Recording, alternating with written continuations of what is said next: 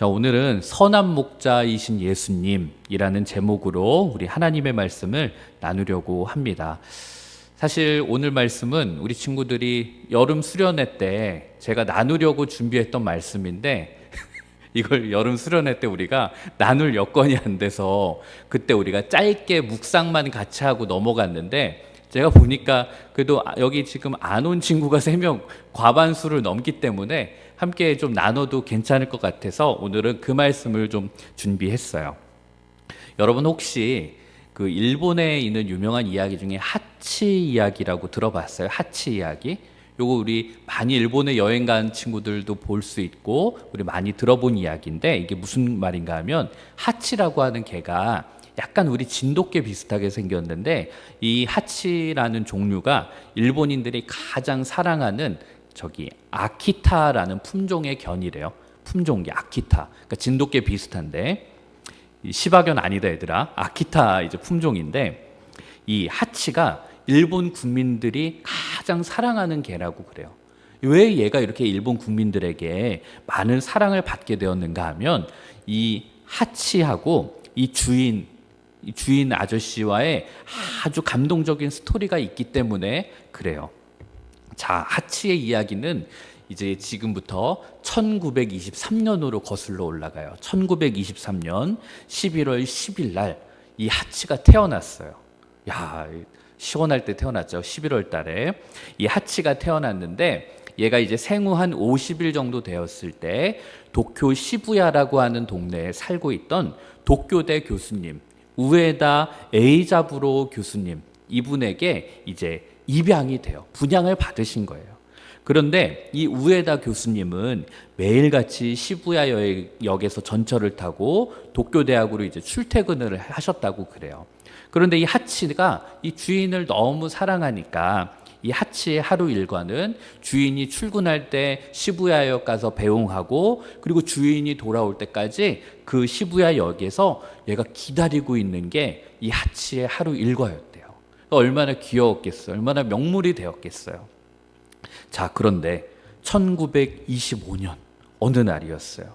이 우에다 교수님이 학교에서 학생들을 가르치다가 갑작스럽게 뇌출혈이 오면서 쓰러져 버렸어요. 그리고 결국은 이 교수님은 그렇게 쓰러진 채로 병원에서 사망하게 됩니다. 얼마나 안타까워요. 그런데 누구도 이것을 하치에게 얘기해 줄 수도 없고 하치가 이걸 알아들을 수도 없잖아요. 그래서 하치는 그 사실을 몰랐고, 얘가 계속 그 시부야역에서 우에다 교수님이 돌아올 때까지, 주인이 돌아올 때까지 계속 그렇게 이 개가 기다렸다고 그래요. 그렇게 10년 동안 그 자리를 지키고 기다리다가 결국 하치는 세상을 떠났다고 그래요. 이런 이야기가 일본 전역에 알려지게 되면서 일본 사람들은 와, 그 하치라고 하는 개가 참 대단하다. 어쩜 그렇게 충성심이 있냐 하는 그런 마음에 하치의 이름에 충성심이 높다고 하는 의미의 공이라고 하는 한자를 붙여서 하치공, 일본식 표현으로 하면은 하치코라는 이름을 붙여주고, 이제 시부야에 이 하치의 동상을 만들어서 이 개의 충성심을 기리자 하는 그런 일을 벌였고, 나중에 하치 이야기라고 하는 제목으로 영화도 만들어지면서 많은 사람들에게 깊은 감동을 줬습니다. 이제 그런 이야기였어요. 자, 여러분 한번 이 이야기를 통해서 우리가 한번 생각해 볼 만한 부분은 뭔가 하면, 이 하치는 왜 오지도 않는 주인을, 그 우에다 교수를 10년 동안이나 시부야역에서 기다렸을까요? 아마 이 하치라고 하는 개의 특성상 충성심이 뛰어난 것도 있겠지만, 아마 그것보다 더 중요한 것은 이 우에다 교수와 하치 사이에 깊은 유대감이 있기 때문 아니었을까요? 여러분들도 마찬가지잖아요. 혹시 반려동물 키우는 친구들 있으면 그 개가 유독 더 잘 따르는 사람이 있어요.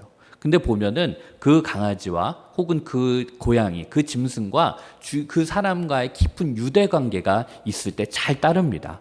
그런데 여러분, 이런 유대감은 사실 사람과 동물뿐만이 아니라 사람과 사람 사이에도 있잖아요. 그렇죠? 학생과 선생님 사이에도 유대감이 생기고, 또 자녀와 부모님 사이에서도 유대감이라는 게 생겨요. 그리고 여러분들 친구들끼리도 그렇게 유대감이 생겨요. 혹은 이렇게 목회자와 여러분이 청소년부 친구들 사이에서의 유대관계, 이런 것들 유대관계가 생깁니다. 그리고 그 관계가 어떠한 관계는 정말 내 안에 있는 깊은 속마음을 털어놓을 정도로 친밀한 관계도 있지만, 또 한편으로는 굉장히 여러분과 같이 어색하고 서먹서먹한 그런 관계도 있는 것이 사실이에요.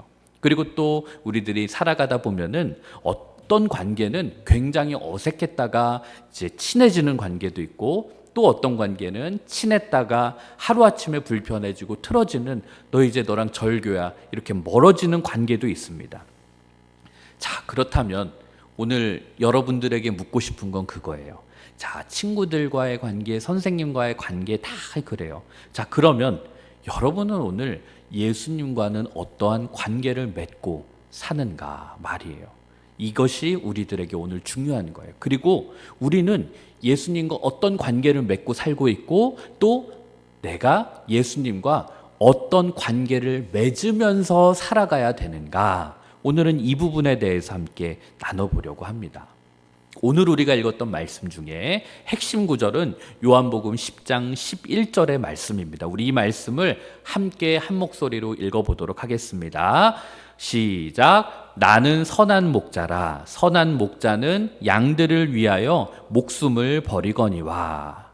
자, 예수님이 이 말씀에서 우리와의 관계를 어떻게 표현하셨는가?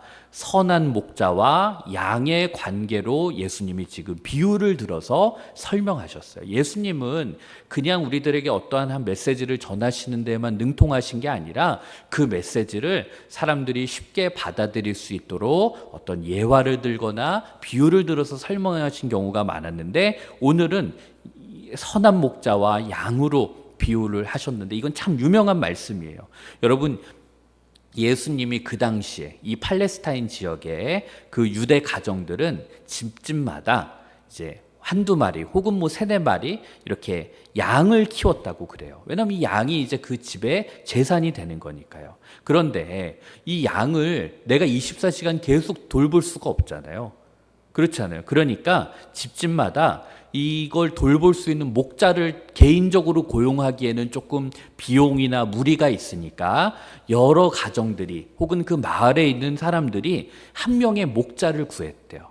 자, 예를 들면 이원석이라고 하는 동네 청년이 맨날 놀고 먹고 있어. 그러니까 얘를 이제 해가지고, 야, 우리들이 돈을 좀 줄 테니까 너가 목자를 했으면 좋겠어. 너가 우리 동네, 우리 집에 얘 2마리, 뭐 저기 시은이네 뭐 3마리, 뭐 예진이네 1마리, 이렇게 다 모아가지고 이 양들을 좀 졸봐주는 목자를 좀 해주면 어떻겠니? 이렇게 부탁을 하는 거예요. 그러면은 그렇게 목자가 한 명이 세워져서 마을의 양들을 이제 돌보는 거였어요. 그럼 이제 저는 이 목자는 사람들에게 그냥 무료로 하는 게 아니에요. 일당을 받는 거예요. 그러면서 돈을 받고 양을 돌보는 일을 했어요. 그럼 이제 시간이 딱 돼서 아침이 되면 가서 양들을 다 이제 데리고 뭐 하겠어요? 일단 먹여야 될 거 아니에요. 그러니까 푸른 풀밭으로, 들판으로 데려가서 이제 그걸 먹게 하고, 또 얘가 이제 잘 먹고 놀다가 이제 시간이 딱 되면은 자, 이제 울타리로 또 들어가자 해가지고 얘네들을 다시 울타리로 탁 인도하는 일. 그리고 이제 시간 되면 나는 퇴근하고, 이제 그런 일을 목자가 했어요. 그런데 이제 이렇게 저같이 돈을 받고 일을 하는 목자를 가리켜서 뭐라고 얘기했냐면 삭군 목자라고 그랬어요. 삭군. 이게 뭔가 하면은 삭시라는 게 이제 돈을 받고 일을 하는 목자라고 표현한 거예요. 그런데 자, 이 삭군이 이 돈을 받는 거니까 얼마나 중요한 일이에요. 그러니까 사람들에게 돈을 받고 일을 하니까 내가 해야 될 일들을 잘 하는데, 이 삭군 목자가 자기 맡겨진 일을 잘 하다가 유독 얘가 자기한테 맡겨진 이 양들을 다 내팽겨치고 포기하는 때가 있었는데, 그게 언젠가 하면은 맹수들이, 사나운 맹수들이 양떼를 공격할 때 그랬어요. 자, 삭군에게 있어서 중요한 거는 뭐예요? 양들이 아니라 자기 목숨이잖아요. 만약에 제가 양들을 한 20마리 이렇게 돌보고 있는데 갑자기 저기서 북한산 들깨떼들이 한 50마리가 내려왔어. 그러면 나는 까짓거 이 양들 다 그냥 먹히게 두고 나 도망갈 것 같아. 왜냐면 내가 물리는 건 안 되잖아. 그러니까 삭군은 진짜로 그런 일이 생기면 양들을 다 포기하고 자기 목숨을 지키기 위해서 도망쳤대요. 그리고 나중에 이제 막 양들이 죽고 막 먹히고 막 이렇게 되고 나면 이제 사람들이 막 나한테 뭐라고 하면 그때 내가 뭐 돈이 있든 없든 그 양들의 값을 계산해서 보상해 줬다는 거야. 삭군들은 내 목숨이 중요했다라는 거지. 현명한 판단 아니니? 너희들이 편의점 알바를 하는데 만약 강도가 들어왔어. 그러면 야 이거 다 그냥 줘야 돼. 그리고 나중에 주인한테 혼나더라도. 자 그런데 봐봐. 만약에 편의점 주인이어봐. 편의점 주인은 어떻게든 그걸 사수할 거라고. 똑같아. 예수님이 여기서 자신을 뭐라고 가리켰냐면 야 나는 삭군 목자가 아니라 나는 선한 목자야. 예수님이 그렇게 자신을 가리켜서 말했어요. 자 여러분 선한 목자와 삭군 목자. 삭군 목자가 뭘 그렇게 엄청 나쁜 사람은 아니에요 여러분. 자 선한 목자와 삭군 목자의 역할은 거의 99% 동일해요. 일어나서 양들을 푸른 풀밭으로 데리고 가서 밥을 먹이고 목마르다 그러면 맑은 시냇물가로 또 데리고 가서 물을 먹이고 그리고 또 잘 걷다가 뒹굴러 넘어진 애 있으면 세려주고 그리고 이동할 때 우리 100마리였는데 왜 95마리밖에 없지? 이러면 잃은 양 찾아가지고 얘 인원 세서 야 너 어디니? 이름 불러서 이렇게 데리고 가는 거.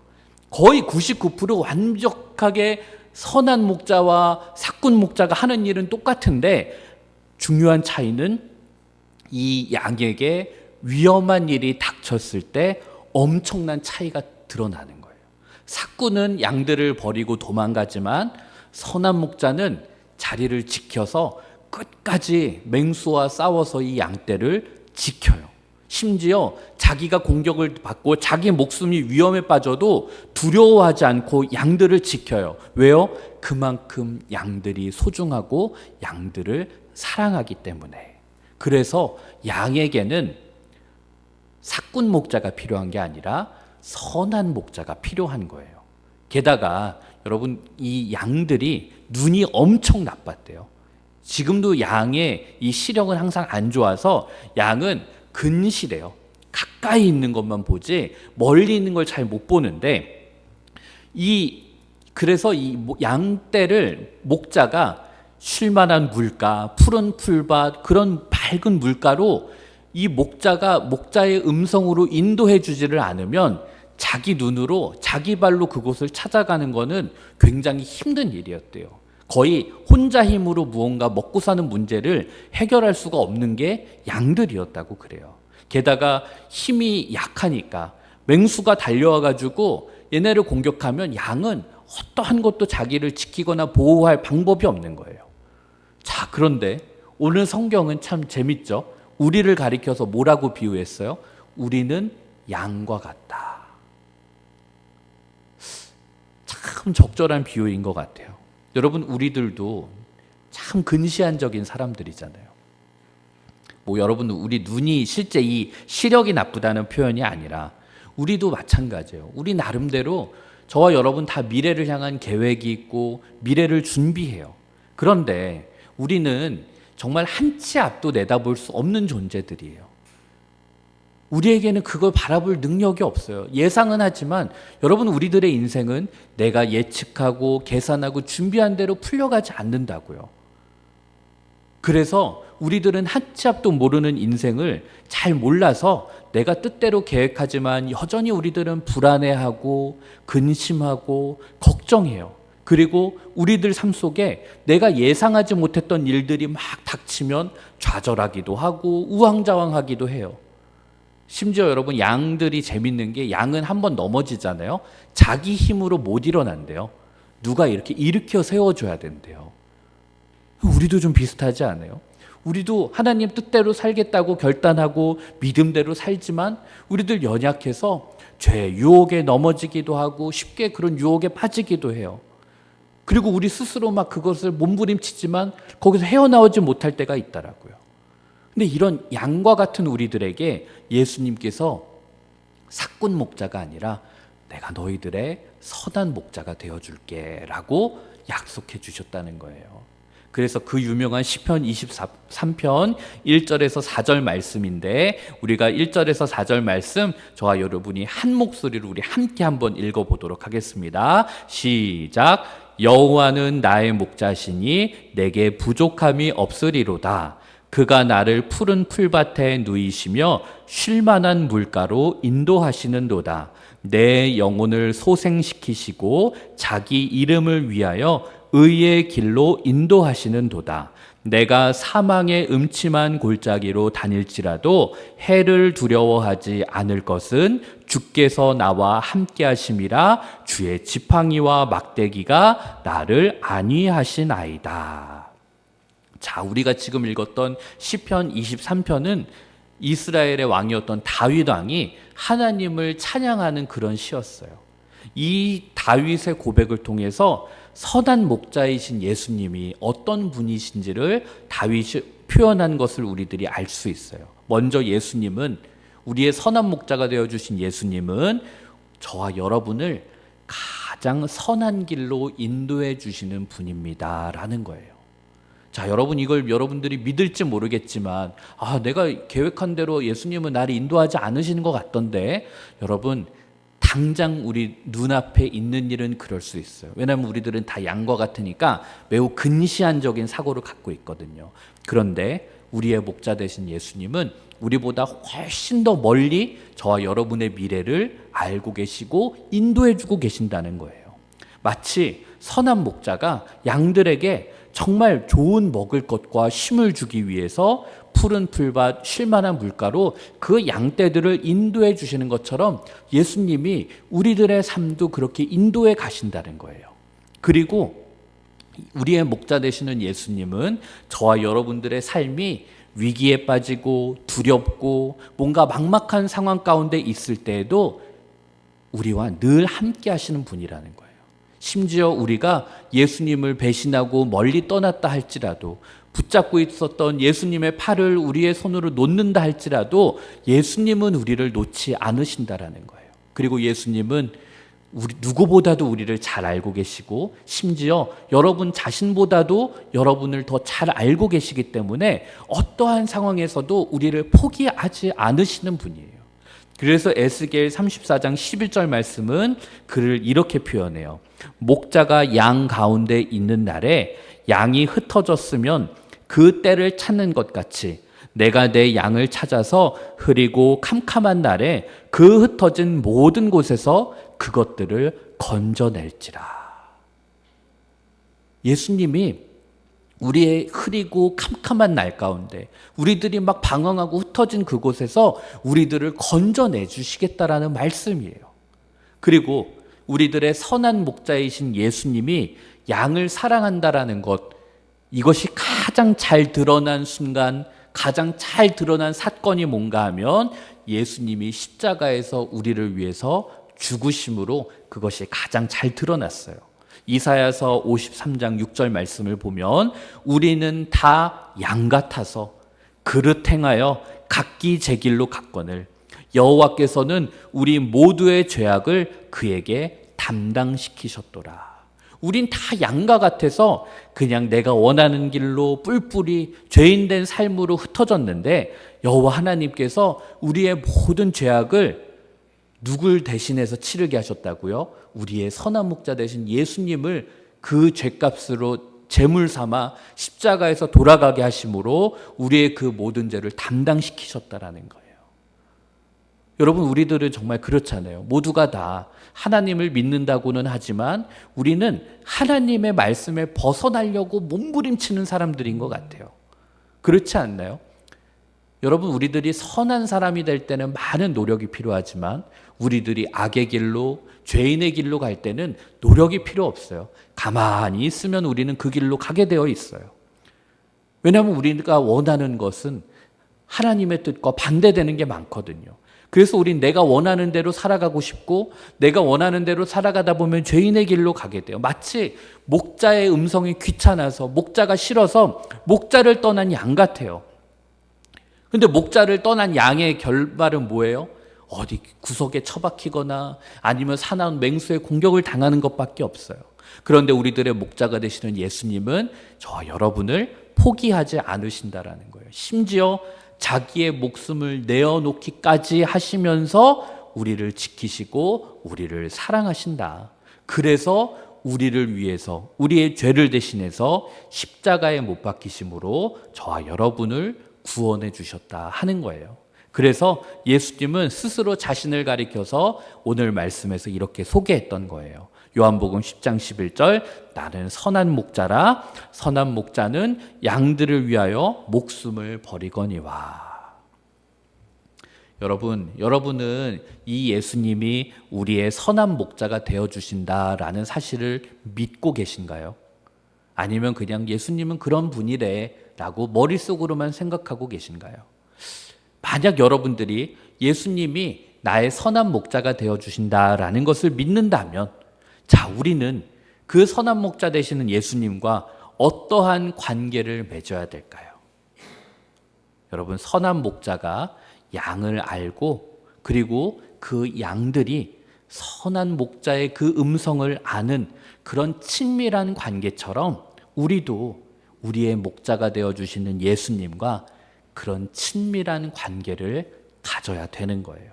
자, 그러면 어떻게 해야 우리가 예수님과 친밀한 관계를 가질 수 있을까?